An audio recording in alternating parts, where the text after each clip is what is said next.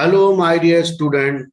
Now I am explaining the statement वाले question part 2. चलिए start करते हैं. First question, read the following statement carefully and choose the option correct statement. Tillman found that plot with the more species show less year-to-year variation in the total biomass. ये ध्यान रखिएगा, जितना ज्यादा species diversity होगी उतना ज्यादा variation कम होगा, है ना. तो यहाँ पे पूछा गया कौन सा स्टेटमेंट सही है ना. तो पहला स्टेटमेंट तो सही है, मोर स्पीसीज है तो वेरिएशन क्या होगा, लेस होगा. ईयर टू ईयर वेरिएशन क्या होगा, less. B, stable community can show too much variation. Stable community अगर है तो स्पीसीज डाइवर्सिटी ज्यादा होगी. स्पीसीज डाइवर्सिटी अगर ज्यादा होगी तो वेरिएशन कम होगा. यहाँ कैन नॉट आएगा, कैन नॉट, इसलिए ये वाला स्टेटमेंट गलत हो गया. ये वाला स्टेटमेंट क्या हो गया, बी वाला गलत हो गया. Alien species invasion provide the stability to the stable community. ये भी ऑप्शन गलत है. अगर बाहर से कोई एलियन आएगा तो वो किसी एक्स को तो खा जाएगा, बट एलियन को खाने वाला कोई भी नहीं होगा. यहाँ पे एलियन का जब प्रीडेटर नहीं होगा तो एलियन के नंबर बढ़ते चले जाएंगे, तो कम्युनिटी की स्टेबिलिटी कम हो जाएगी. ये रॉन्ग हो गया है. D, according to Tilman biomass can be increase without increasing the biodiversity. नहीं, जितनी ज्यादा बायोडाइवर्सिटी बढ़ाओगे उतना वेरिएशन कम होगा, कम्युनिटी उतनी ज्यादा स्टेबल होगी. तो ऑप्शन डी बी रॉन्ग हो गया. इसका आंसर हो जाएगा सेकंड. सेकंड में एक ही सही है, वो भी कौन सा, फर्स्ट वाला सही है. ये एनसीईआरटी की लाइन है, stable community should not show too much variation in the productivity. यहाँ पे उन्होंने नॉट उड़ा दिया है. सेकेंड वाला पॉइंट भी कहीं दिया होगा, it must be either resistance और रिसाइलेंस ऑफ द ऑक्टेशनल डिस्ट्रीब्यूशन. अगर बहुत ज्यादा डाइवर्सिटी होगी तो वो डिस्टर्बेंस को सह लेगी, उसका अपोज करेगी, एलियन स्पीसीज के आने का भी अपोज करेगी. David Tilman, long term ecosystem experiment using the outdoor plot, इन्होंने क्या found that plot with more species show the less year to year variation. ये एनसीईआरटी का पेज बायोडाइवर्सिटी में मिलेगा आपको. चलिए इस प्रकार इसका आंसर ए हो गया. नेक्स्ट क्वेश्चन पर आते हैं. Which of the following statement is incorrect पूछ रहा है. सीवेज ट्रीटमेंट में the primary influential is pass into the large aeration tank. सही है, प्राइमरी वाला सेकेंडरी ट्रीटमेंट के लिए जाता है, उसको एरेशन टैंक बोलते हैं. Floc and mass bacteria associate with the fungal filament mesh like structure, ये भी सही है. The secondary influent pass into the large aeration tank, गलत है. सेकेंडरी इन्फ्लुएंट में तो एरेशन हो जाता है, सेकेंडरी इन्फ्लुएंट प्योर होता है, लगभग ये प्योर होता है. तो ये पॉइंट गलत हो गया. आंसर इसका थर्ड हो जाएगा. Microbes consume the major part of the argument in the primary influent. Primary influent का मैक्सिमम पार्ट माइक्रोब्स यूज करते हैं. ये एनसीईआरटी के पेज नंबर 184 में दिया हुआ है, 12th वाले पोर्शन में. ध्यान से देखिएगा, इनकरेक्ट पूछ रहा है, इसका आंसर थर्ड हो जाएगा. नेक्स्ट क्वेश्चन पर आते हैं. Give are the statement regarding to the linkage. Linkage के रिस्पेक्ट में क्या पूछ रहा है. Strength of the linkage in determined by the distance between the two gene. हाँ ये सही है, जितनी ज्यादा डिस्टेंस होगी लिंकेज उतना कम होता जाएगा. तो जो डिस्टेंस ही वही डिटरमाइन करेगी लिंकेज ज्यादा है या कम है, डिस्टेंस ही डिसाइड करेगी. तो ये पॉइंट सही है. The strength of the linkage is inversely proportional to the distance. हाँ, मजबूती कब होगी, जब डिस्टेंस कम होगी.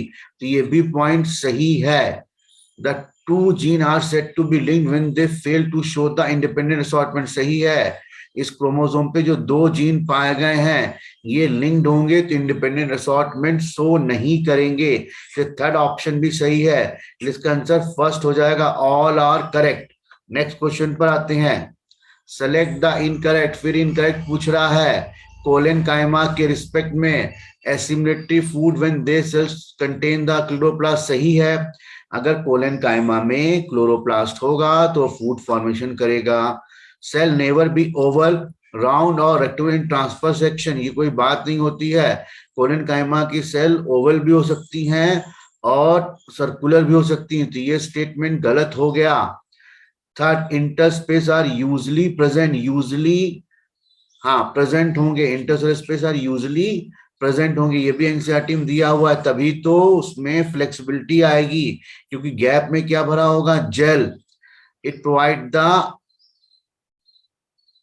Mechanical support, usually present, usually absent होंगे, यूजुअली क्या होंगे, absent होंगे। It provide the mechanical support to the young stem and petiole of the leaf, ये भी पॉइंट सही है, यूजुअली absent होंगे, यूजुअली क्या होंगे, absent होंगे, ये बात सही है, यूजुअली यहाँ पे क्या आएगा, absent। तो बी और सी दो क्या हो गए, रॉन्ग, इसलिए इसका आंसर सेकेंड चला जाएगा। जितने गैप कम होंगे, जितने गैप कम होंगे उतनी फ्लेक्सिबिलिटी क्या होगी,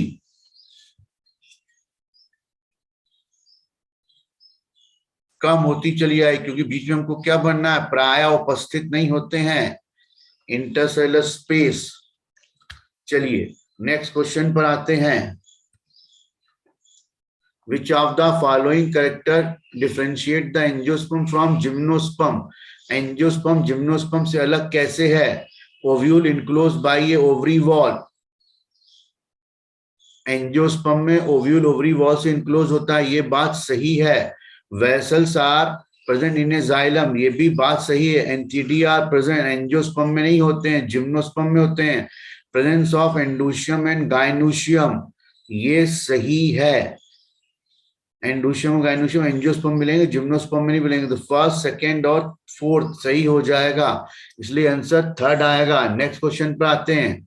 विच of the following option are correct about the pteridophyte के रिस्पेक्ट में क्या सही है, sporophyte bear the sporangia that are formed on the sporophyll, सही है। They are frequently grow on the ornamental, ये भी सही है, कुछ प्लांट ऑर्नामेंटल ऐसे होते हैं। They are first terrestrial plant form the seed, seed नहीं बनाते हैं टेरिडोफाइट, तो ये ऑप्शन गलत हो जाएगा। वेस्कुलर टिश्यू पाया जाता है, तो ये भी ऑप्शन गलत हो जाएगा। करेक्ट पूछा है तो फर्स्ट और सेकंड, थर्ड आंसर हो जाएगा। नेक्स्ट पॉइंट पर आते हैं। Select the correct statement, the collenchyma the major pigment of chlorophyll A and D, A और सी है, तो स्टेटमेंट गलत हो जाएगा। फियोफाइसी का मेजर पिगमेंट ए और सी है, इसका ए और बी है, क्लोरोफाइसी का ए और बी है, फियोफाइसी का ए प्लस सी है, ये भी स्टेटमेंट गलत हो जाएगा। रोडोफाइसी का ए और डी है, ये स्टेटमेंट सही, इसलिए आंसर थर्ड हो जाएगा। नेक्स्ट क्वेश्चन पर आते हैं। Find the incorrect statement with reference to the Calvin cycle. Calvin cycle में पहला जो होता है वो CO2 5 कार्बन होता है, कीटो सुगर नहीं होता है। 5 कार्बन इनकरेक्ट पूछ रहा है, इनकरेक्ट पूछ रहा है, कीटो सुगर होता है, एल्डोस सुगर नहीं होता है, इसलिए पहला स्टेटमेंट तो सही है। Calvin cycle does not occur in a C4 plant and CAM plant, होती है वहां पर भी। केल्विन साइकिल सब जगह मिलेगी जहां जहां खाना मिलेगा, तो ये स्टेटमेंट गलत हो गया। 6 turn of Calvin cycle are required to produce the 1 molecule of hexose sugar, ये भी स्टेटमेंट सही है। 6 बार घूमेगी तभी ग्लूकोज का मॉलिक्यूल बनेगा। अपने को इनकरेक्ट ढूंढना है, क्या ढूंढना है, sequence of stage of Calvin cycle are carboxylation, regeneration and reduction.